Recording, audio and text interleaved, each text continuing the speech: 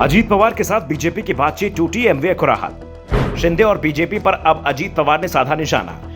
महाराष्ट्र में एकजुट एमवीए बढ़ाएगा बीजेपी की मुसीबत। अजीत पवार को लेकर पिछले कुछ दिनों से पूरे महाराष्ट्र में शोर चल रहा था। दादा बीजेपी के साथ जाने वाले हैं, दादा को बीजेपी सीएम पद दे रही है, दादा के साथ एनसीपी के 40 विधायक हैं और वो बीजेपी में जाने को तैयार हैं।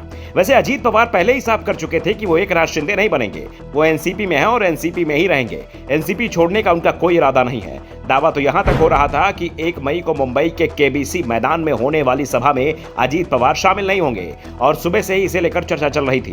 कहा जा रहा था कि अजीत पवार बीजेपी से करीबी बढ़ा रहे हैं, वो रैली में आएंगे तो उन्हें बीजेपी के खिलाफ बोलना होगा और अजीत पवार हाल के दिनों में बीजेपी के खिलाफ नहीं बोले हैं। यहां तक कि नागपुर में एमवीए की जब रैली हुई तो अजीत पवार उसमें शामिल तो हुए, लेकिन उन्होंने भाषण ही नहीं दिया था। लेकिन मुंबई की रैली में अजीत पवार पहुंचे, उन्होंने भाषण भी दिया और अपने भाषण में उन्होंने ये भी साफ कर दिया है कि वो बीजेपी के साथ नहीं जा रहे हैं। अब अजीत पवार बीजेपी पर जमकर निशाना भी साध रहे हैं और ये बता रहे हैं कि बीजेपी ने शिवसेना को किस तरह से तोड़ा था। पवार ने दावा किया कि राज्य के उद्योग मंत्री ने कहा कि सरकार गिराने के लिए एकनाथ शिंदे और देवेंद्र फडणवीस ने 15 से ज्यादा मीटिंग की। दरअसल एकनाथ शिंदे की बगावत के बाद महाराष्ट्र में उद्धव ठाकरे की सरकार अल्पमत में आ गई थी। फ्लोर टेस्ट से पहले उद्धव ठाकरे ने सीएम पद से राज्यपाल को इस्तीफा सौंप दिया और महाराष्ट्र की सरकार गिर गई। उद्धव ठाकरे की सरकार में अजीत पवार डिप्टी सीएम थे। उन्होंने कहा कि आज महाराष्ट्र को सबसे कमजोर सीएम चला रहा है। एकनाथ शिंदे को यह नहीं पता कि देश में प्रधानमंत्री कौन है, राष्ट्रपति कौन है। पवार ने दावा किया कि कुछ दिनों पहले मुख्यमंत्री ने राष्ट्रपति द्रौपदी मुर्मू को प्रधानमंत्री बताया था। ये उनका सामान्य ज्ञान है। अजीत ने कहा कि ये लोगों के दिल की नहीं बल्कि धोखेबाजों की सरकार है।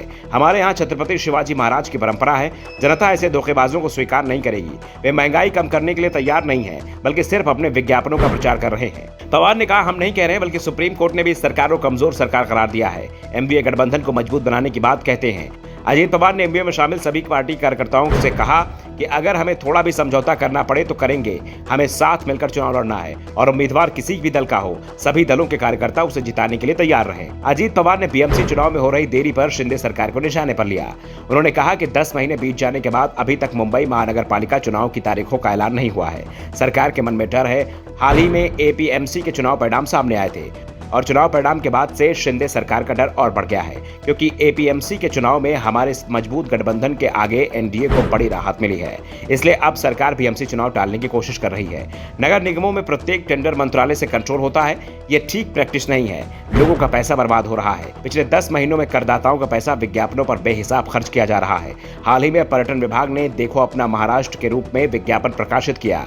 मराठी भाषा में विज्ञापन क्यों नहीं है? ये हिंदी में क्यों है? महाराष्ट्र की जनता हिंदी नहीं मराठी जानती है। अजीत पवार के तेवरों से साफ हो गया है कि आने वाले समय में अब उनके निशाने पर शिंदे और बीजेपी की सरकार रहेगी और चुनाव में भी वो एमवीए को मजबूत करने की कोशिश करेंगे। Bureau report, the Dhakad news.